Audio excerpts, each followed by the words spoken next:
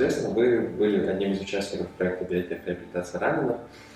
И это не секрет, что в этот проект попадали люди, у которых ситуация была крайне сложная. Расскажите, пожалуйста, о том, какая ситуация была у вас на момент обращения в проект биотехреабилитация раненых? На момент обращения, это было в октябре, первый раз мы приехали на консультацию. Проблема была многосколочный перелом нижней третьей голени с дефектом 8 см кости. То есть 8 см большой кости не было. И врачом было мне предложено несколько вариантов, с каких мы можем выбрать. Вот это один из них, это была вот эта клеточная технология. То есть вырастить на каком-то там принтере и потом в дальнейшем этот имплантат трансплантировать в ногу в саму. Как долго проходила вот эта вот вся процедура? В ноябре меня сделали чистку ноги полностью, поудаляли все, что не нужно, осколки, уламки. И в декабре, перед Новым годом, мне уже сделали трансплантацию самого имплантанта. В апреле, в мае я уже мог вставать на ногу. Это уже была гипсовая повязка, то есть, чтобы вы понимали, это уже снят аппарат Элизарова. После этого там было у меня еще остеомиелит, то есть были какие-то второстепенные такие повреждения еще, дефекты.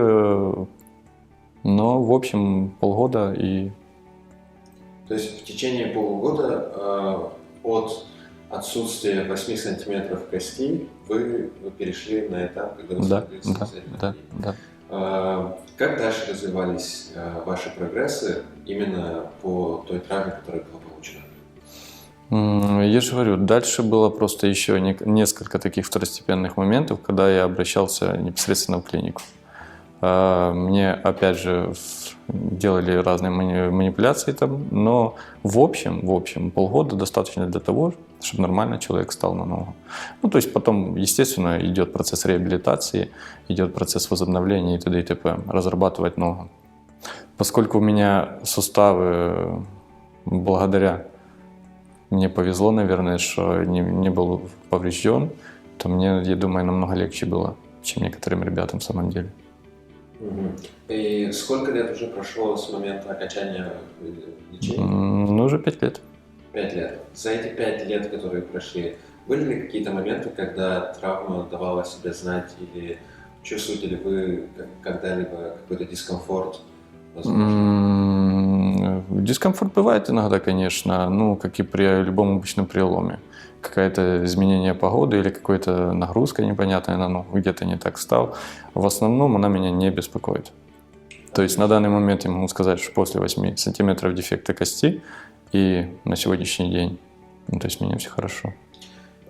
Есть ли у вас, возможно, какие-то знакомые, которые с вами вместе проходили весь этот этап? И как вообще во время всего этого процесса лечения, какие мысли, возможно, были у вас, ваших друзей? Мыслей много. Хорошо, оставься жив. И меня судьба свела с такими людьми, как Владимир Михайлович Аксимец, то есть волонтеры, люди, которые собирали деньги, которые помогали, которые ставили нас на ноги, можно сказать.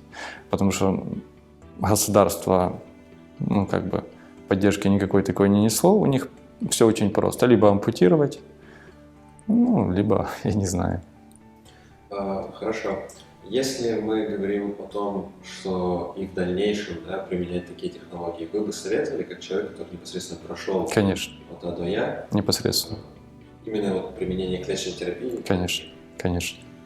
Отлично. И, наверное, уже последний вопрос. Что бы вы хотели сказать людям, у которых подобные проблемы, возможно, дефект уже в самой кости и так далее? Вы, как человек, который прошел этот весь путь, что бы вы могли посоветовать? Посоветовать, во-первых, не отчаиваться, а во-вторых, искать постоянно. Всегда выходы есть, тем более современными технологиями, которые вы предоставляете.